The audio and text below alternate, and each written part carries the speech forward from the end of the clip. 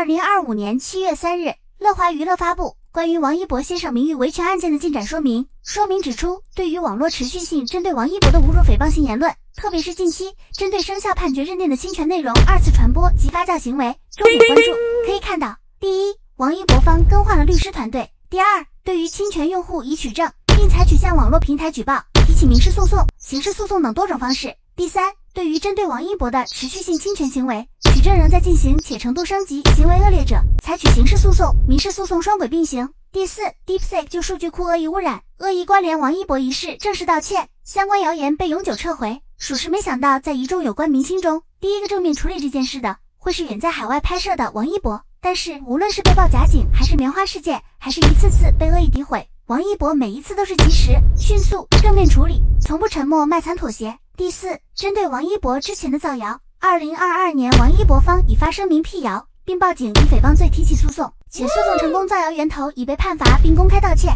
有些群体一旦涉及自身问题，并习惯性抹黑甩锅王一博，配合营销通稿制造争议性话题，故作抹黑别加热门，搅弄舆论模糊焦点，最终共沉沦。更有甚者拿王一博出席的官方公开正面记袭的活动图片进行造谣，恶意至极。请谨记，互联网不是法外之地，遵纪守法是基本准则，不在同一级别之人恶意抹黑中无用。换了月华公用的律师，改选了一个上过天天向上的大所高级合伙人律师，从内娱惯用的名誉隐私权啥的严肃上升到了造谣诽谤、侮辱诋毁，特别是明确了对判决认定构成谣言的侵权内容实施二次传播及发酵的恶劣行为。不同于以往，王一博这次最新告黑进度动真格了，看来对于近期在22年就明确法院告赢了判定为谣言的情况下还被恶意造谣、故意引导自媒体污染 AI 数据库是真生气了。最新维权主要针对三方，对主造谣者是从民事到刑事诉讼全面追责，对二次传播已生效判决认定的谣言的加重处罚追责及对相关平台的连带追责。目前已知，昨天在月华声明前 ，FSeek 技术方就李爱钦案通报中模糊的个别顶流表述被数据库恶意污染关联到王一博道歉了，首次作为承担主体责任方就客观数据和判决了的谣言信息进行了更新，这真算是开创了首例 AI 公司为谣言后果买单，倒逼 AI 平台升级审核机制了，这是反应快的平台。后王一博这边声明，专门就任何继续实施侵权行为的网络主体会进行取证、诉讼维权，均需自行承担由此引发的一切法律后果。要知道，王一博顶流6年，爆过好多次警，告过很多次黑，啥腥风血雨也算经历过了，但这次看出来是被激怒了。随便回顾盘点王一博方之前告黑的结果判，早期爆黑基本就是内娱惯用的名誉权诉讼。众所周知，内娱告黑潜规则，没做的被说做了叫诽谤造谣，做了的被说做了，但是不想让人知道就针对隐私，这个大家可以带入去看各个明星的声明。但王一博每次都是明确捏造不实信息，这块告赢的民事赔偿，像早年的唐某、梁某都是在1.5万到3万左右，属于正常范围明星告黑维权。但事实上黑子也确实猖狂，从2024年判定的朱某朋友圈造谣赔偿7万，首次将朋友圈纳入维权范围，创精神抚慰金新高，到男性假装孕妇冒充王一博女友判定的国内首例身份假冒类侵权胜诉，还被限制了高消费，何必呢？甚至2025年6月19日公告的郭某索赔都高达13万元了，从1万多的日常维权到13万的追偿，到目前走向刑事诉讼方向，肉眼可见王一博方对于网络诽谤造谣这块的坚定决心了。文案也从前面说追究法律责任，结尾变成可能招致法律严惩，措辞升级通常意味着公司掌握了更充分的证据，态度更加强硬了。要知道，根据刑法第246条，公然侮辱他人或者捏造事实诽谤他人，情节严重的，处3年以下有期徒刑。真不知道每天肆意在互联网上恶意传谣的人意义何在呢？还制谣传谣，这次更是太明显，冲着污染 AI 抓取大数据来的，连 DeepSeek 都被拖下水，也算又一个新鲜力了吧？你们说？王一博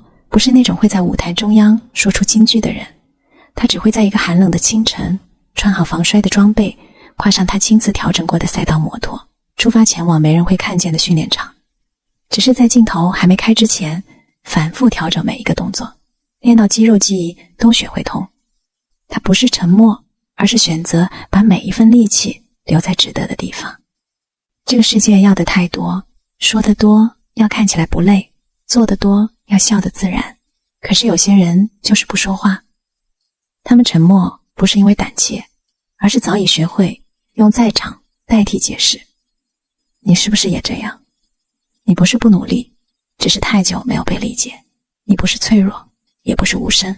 你只是累了，不想再解释。他不是只会一种努力，他在片场是演员，在赛道是选手，在每一个不能失误的领域里都练出了相同的肌肉记忆。有一次他拍戏到了深夜，胃病犯了，导演说要不要休息一下，他摇摇头，只说你们先调灯，我再试一次。那场戏没有泪点，只有他安静地站在原地，说了一句台词，转身离开。原来不是大声才算用力，有时候一个人不动声色地撑住自己，就已经把所有感情说完了。你也是，你也做了很多没人知道的事。你帮人擦过眼泪，但自己难过时不敢出声。你替人弥补过错误，却从没把功劳说出来。你撑着头痛工作到深夜，只为明早的那场早会不掉链子。不只是他们，也有一些他们，那些不习惯表达的男人们，也在以他们的方式在职场上撑着。他们的沉默常常更不被理解。有些人是儿子，是父亲，他白天上班，晚上还得赶去照顾卧床的父亲，喂药、翻身、换床单。有时刚到家，孩子又发烧，他不敢太早入睡，只怕半夜得再跑一次急诊。同事只看见他总是推掉饭局，不加班，却没人知道那是他一天中少有的喘息时间。他不是没有野心，只是想先把应该担的责任做好。